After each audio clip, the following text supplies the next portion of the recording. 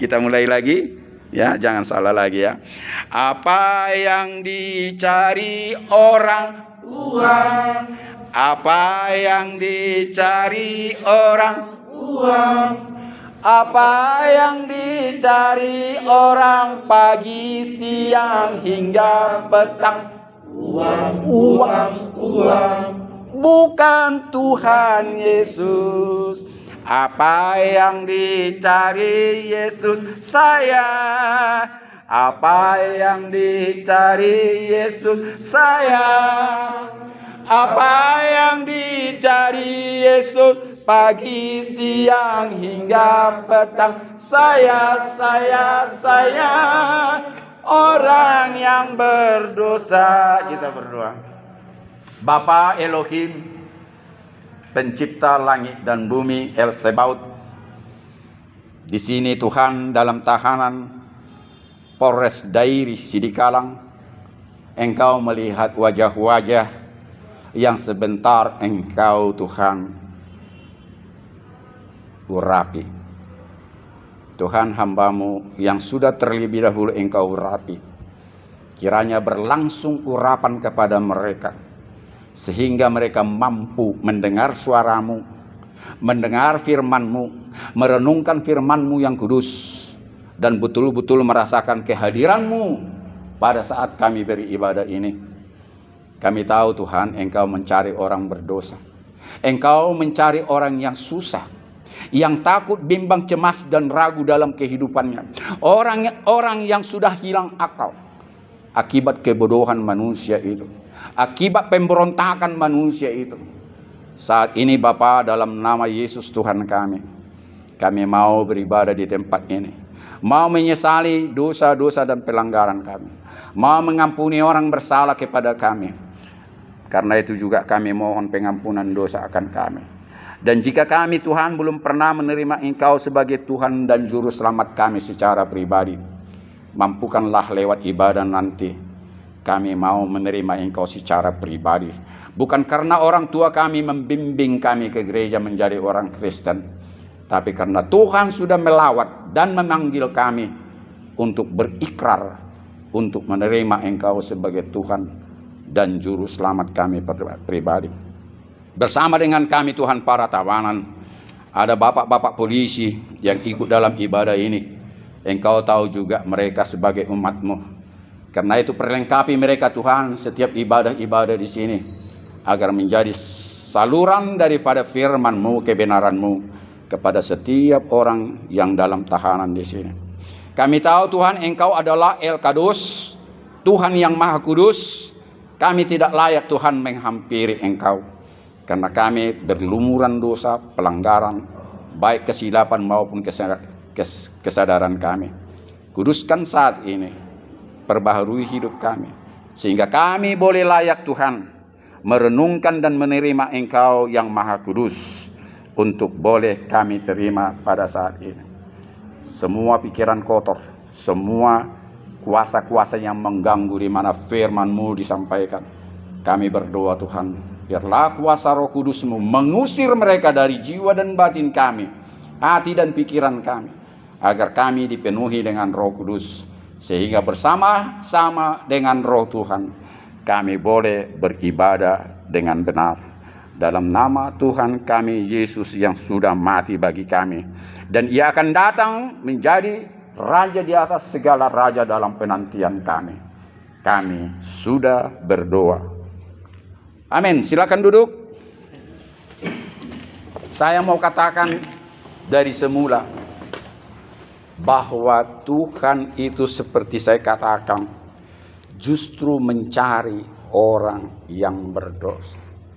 Justru mencari orang-orang yang patah semangat, orang-orang yang tidak ada lagi gairah hidup, orang-orang tidak tahu melakukan apa untuk hari esok, linglung, bahkan tidak jarang bunuh diri di kantor polisi, di penjara, dalam lapas karena frustrasi. Karena itu tidak heran di kantor polisi, di lapas ada ditulis di situ, dilarang membawa senjata tajam, dilarang membawa baygon, dilarang bawa ikat pinggang, dia bawa sampai kain panjang dan sebagainya. Karena banyak memakai itu untuk bunuh diri. Kenapa bunuh diri? Frustasi, seperti yang saya katakan. Saya datang kemari untuk Anda tidak jadi frustrasi. Dan saya katakan bahwa saudara sangat dicintai Tuhan. Amin. Amin. Tepuk tangan yang keras. Ya. Jangan salahkan Pak Polisi menangkapmu. Itu tugas yang diemban. Polisi tidak mengatakan kau bersalah. Betul? Betul, Pak. Jadi mau kau lampak polisi? Enggak, Pak. Jadi kan polisi tidak menyatakan bersalah. Apa tugas Pak Polisi? Mengerjakan tugas. Sebagai? Mengerjakan tugas, Pak. Sebagai? Memeriksamu, memeriksa kelengkapan bukti-bukti. Karena engkau diduga melakukan kejahatan. Terus, jaksa yang mengatakan kau bersalah? Ayo, ibadah ini interaktif, jangan segan-segan. Jaksa yang mengatakan engkau bersalah? Ya tidak, kenapa? Ini baru kali ini semua. Belum pernah diadili. Beda tugas polisi, jaksa dan hakim dan pengacara. Jadi siapa yang menyatakan engkau bersalah? Hakim. Polisi hanya mengusut dan jaksa mendakwa dan hakim mengadili. Hakim tidak pro polisi, jaksa dan tidak pro Anda. Jadi hakim pro siapa? Hasil pro siapa? Alat-alat bukti di persidangan. Apa yang didapat dalam persidangan bisa membebaskanmu, bisa meringankanmu, bahkan juga bisa memberatkan dari pasal yang diberikan jaksa. Ya, bisa. Karena hakim berkuasa untuk itu. Amin. Amin. Jadi saya mau katakan di baliknya itu apa? Kenapa saya katakan itu di hadapan Pak Polisi di sini? Keadilan dan hukum itu ada yang benar di mata Tuhan. Nanti baca di Mazmur 103. Ada di situ. Dialah yang memegang ya keadilan dan kebenaran. Satu-satunya. Kalau hakim-hakim di dunia ini adalah hakim-hakim sementara, yaitu sangat terbatas. Nanti saudara, pengadilan yang sungguh-sungguh antara surga dan neraka, dia yang berkuasa. Ini enggak seberapa ini kawan, hukumanmu. Jangankan 7 tahun, belasan tahun, bahkan seumur hidup. Bahkan hukuman mati. Saudara hanya diadili secara duniawi. Hukumannya sangat terbatas. Tetapi kalau Tuhan mengadilimu untuk selama, tepuk tangan dulu buat dia. Saya mau kasih tahu rahasianya. Karena itu jangan pernah takut, cemas lagi. Ketawakan. Bukan Pak Polisi kau ketawakan ya. Ketawakan perbuatanmu yang akan diancam dengan hukuman. Ikuti perkataan saya. Aku mentertawakan sanksi hukuman padaku. Karena itu tidak seberapa sebanding dengan dosa dan pelanggaranku yang sebentar Tuhan ampuni. Cepetan. Pak Jokowi Amang Boru, siapa Marga Siregar sini? Tidak ada. Itu kan Marga Siregar. Mungkin ada Amang Boru Marga Siregar. Amang Boru Pak Jokowi, keluarkan saya dari Polres Pak. Ya apa ini Dairi? Bisa? Bisa kenapa? Bisa? Bisa? Saya bilang nggak bisa. Tidak bisa, Pak. Tanya dulu Pak Polisi. Udah presiden dia. Kenapa tak bisa? Karena urusannya undang-undang. Ada kalanya presiden bisa campur tangan dalam pengadilan. Di mana itu? Pada saat kapan? Pada saat saudara mempunyai kekuatan hukum yang sudah pasti, inkrah. Sudah melewati Mahkamah Agung. Baru saudara datang, amang boru, kurangilah hukuman saya. Bisa? Bisa? Bisa? Yuk, kok susah kali? Bisa kan? Itu hak prerogatif presiden mengurangi hukuman. Tetapi dalam proses sekarang presiden tidak bisa ikut campur. Bahkan Kapolri pun itu menurut undang-undang. Jadi berhadapanlah saudara dengan hukum yang siapa yang bikin hukum? Anda buat sendiri kok hukum itu. Kan Anda yang buat hukum itu, betul? Bingungnya masalah itu ya, karena saya sudah master hukum jadi tahu mengatakan itu.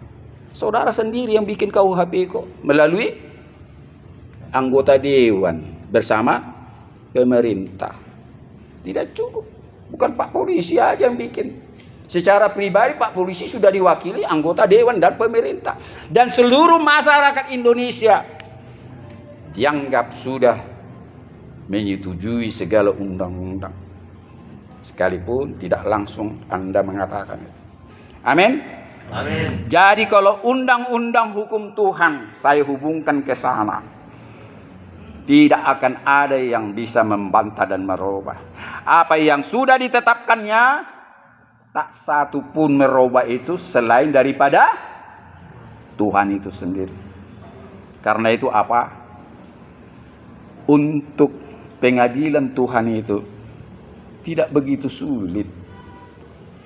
Kalau pengadilan di dunia ini bertahun-tahun, ya, di pengadilan negeri, pengadilan tinggi, di Mahkamah Agung, ada lagi peninjauan kembali, minta lagi pengampunan kepada polisi, bisa di atas 3 tahun.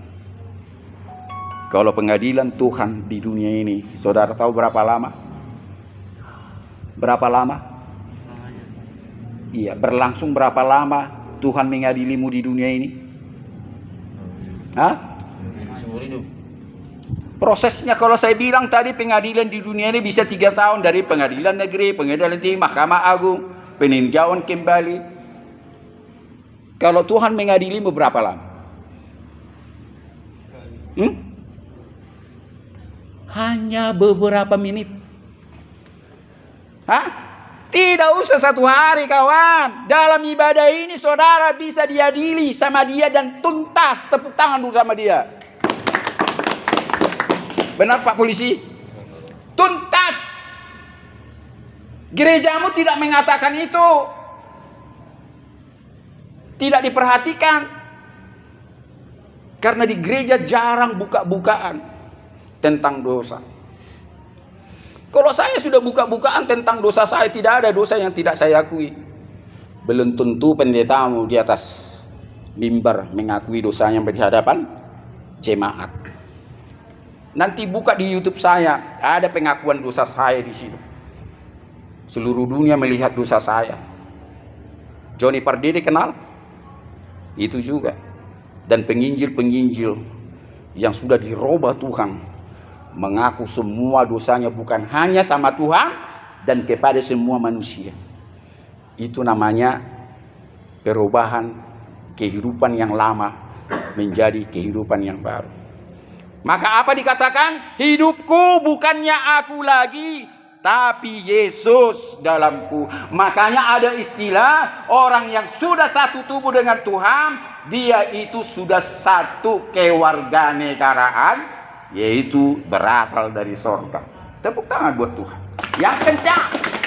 Saudara mau menjadi warga kenegaraan sorga? Mau? Hanya hitungan menit. Nanti berlangsung itu. Tapi Tuhan tahu siapa yang diterimanya menjadi warga kerajaan sorga.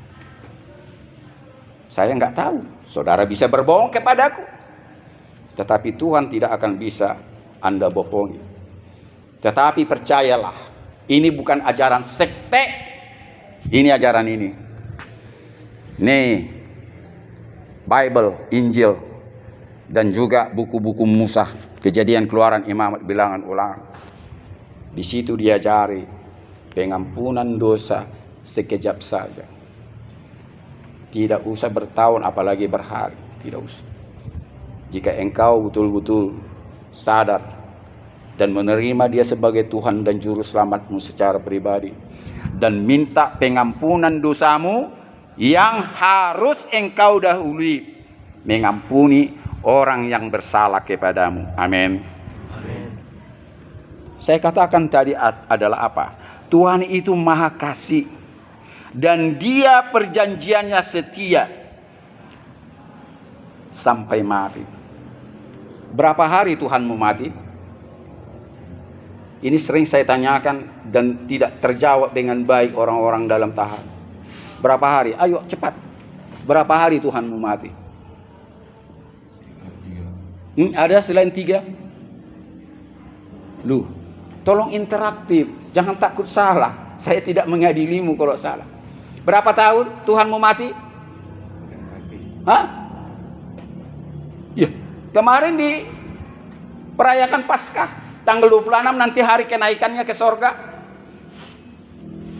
Apa Tuhanmu naik ke sorga? Hah? Lu? Bagaimana kita? Saya sanksi nih Pak Polisi ini. Umat Nasrani atau apa ini? Pertanyaan saya jelas. Berapa tahun Tuhanmu mati? Kemarin Paskah, sekarang akan diperingati hari kenaikannya tanggal 26. Saya nanti melayani di Samosir, Polres. Bisa dijawab? Takut menjawabnya. Bagaimana saudara menjadi kerajaan surga kalau saudara tidak berani menjawabnya? Tatkala saudara diinterview sama polisi, bisa nggak diam kayak gini? Bisa? Bisa? Tuhan menginterviewmu sekarang ini melalui mulutku yang kotor ini. Kenapa saudara tidak jawab? Aku nggak sekedar orang yang gundul ini. Tapi ya kau harus percaya bahwa Tuhan sedang berbicara kepadamu. Tuhan sedang menanyakanmu. Tatkala polisi menanyakanmu, saudara bisa diam?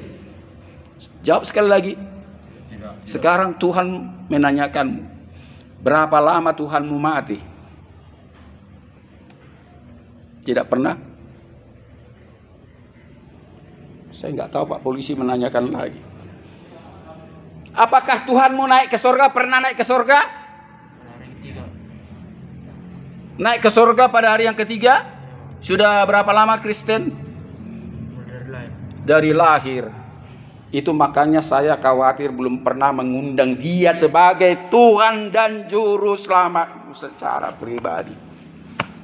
Inilah Kristen di bawah orang tuanya. Pertanyaan itu pun tak bisa dijawab. Orang terjebak menjawab, Tuhannya katanya mati 3 hari. Jadi berarti siapa yang dirayakan? Arti kebangkitannya itu. Selalu saya tanyakan ini setiap kunjungan saya ke tahanan. Hampir tidak ada menjawab benar. Ingat ya, sampai mati.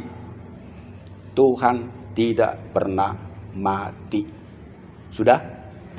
Katakan dengan keras, Tuhanku tidak pernah mati. Satu detik pun. 24 jam. Dia hidup. Dari mula sampai akhir. Dia hidup. Dia tidak berawal dan tidak berakhir. Tepuk tangan buat Tuhan. Dan sekarang ini, katakan, sekarang ini, aku percaya yang mati itu Yesus sebagai Juru Selamatku. Juru Selamat itu Tuhan atau manusia? Juru Selamat. Gak bisa juga menjawab. Kalau jadi Juru Selamat bukan Tuhan, manusia. Karena itulah Tuhan membuktikan manusianya Yesus mati 3 hari, bangkit dari kematian, naik ke surga. Agar setiap orang yang percaya dan di dalam Dia terbukti ada kebangkitan dari antara orang mati. Jangan pernah katakan Tuhanmu mati 3 hari, bangkit 3 hari, naik ke surga. Dan dia akan datang. Siapa yang nanti datang yang kedua kalinya? Pernah diajari bahwa dia akan datang kedua kalinya. Dan agama yang lain juga percaya itu. Cuma namanya tidak disebut Yesus. Siapa itu? Tentu nggak bisa menjawab juga.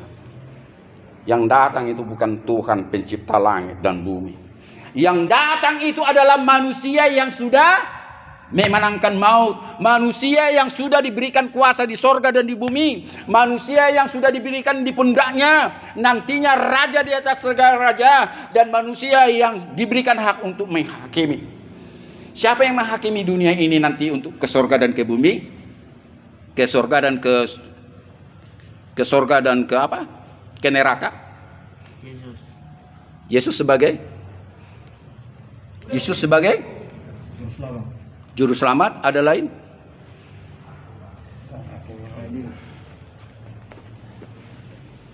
Sebagian orang mengatakan Tuhan pencipta langit dan bumi mengadili ini. Saudara membantah Tuhan mengadili orang ke surga dan ke bumi, ke neraka, surga dan neraka. Siapa? Sedangkan saudara diberikan hak untuk mengadili orang ke surga maupun ke neraka. Pendetamu mungkin tak pernah mengajarkan, bahkan malaikat sendiri pun saudara dan saya akan menjadi hakim apabila engkau dan aku satu tubuh dan sampai matimu setia sampai mati, satu tubuh dengan dia, mati di dalam dia dan hidup di dalam dia. Jadi penghakiman nanti Yesus sebagai juru selamat, artinya Yesus sebagai manusia. Tepuk tangan lagi buat Tuhan. Jadi bolak-balik saya memutar, yang artinya jangan pernah saudara lupa bahwa Yesus itu manusia dan Tuhan, Rahim dan yang Rahman. Dan makanya di luar agama Kristen pernah mengejek Tuhannya mati katanya. Macam mana itu agama Kristen itu, masa Tuhannya mati? Jadi jangan salah fokus. Ya, Tuhan tidak pernah mati. Tuhan tidak pernah menangis.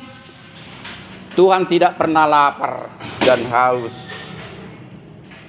Ingat waktu dia disalib, sebelum napasnya keluar terbang, dia menangiskan. Dan pernahkah mulutnya mengatakan, Bapa kalau boleh janganlah aku menanggung ini, biarlah cawan ini lalu daripadaku, artinya janganlah terjadi kematian ini karena dia tahu dia akan mati. Jadi jangan pernah saudara gagal fokus beriman kepada Yesus bahwa dia juga sama dengan engkau dan aku. Tidak ada bedanya sebagai manusia, tetapi di dalam dia juga pencipta langit dan bumi. Ingat tatkala firman datang kepada Maria, hai Maria, jangan takut, engkau akan mengandung rohku dan engkau akan menamai dia Yesus. Dan yang roh itu adalah Tuhan. Roh adalah Tuhan dan Tuhan adalah roh keberadaannya. Tetapi dia datang dalam rupa manusia. Itulah namanya dia sebagai manusia untuk juru selamat manusia. Bukan Tuhan pencipta langit, penciptamu jadi juru selamatmu, tidak. Dan bukan pula Tuhan mengadilimu, tidak. Sudah diberikan pangkat itu kepada dia dan kepada, sekali lagi, setiap orang yang satu tubuh dengan dia, orang-orang yang diperkenankannya. Jadi itulah saya katakan dalam khotbah ini, ingat, jangan sampai lupa, Tuhan sangat menghormati dan menghargaimu kawan, agar engkau kembali kepada kodratnya.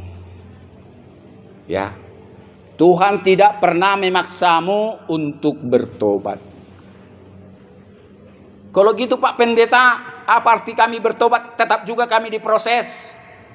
Saya sudah katakan dari semula, tidak ada artinya daripada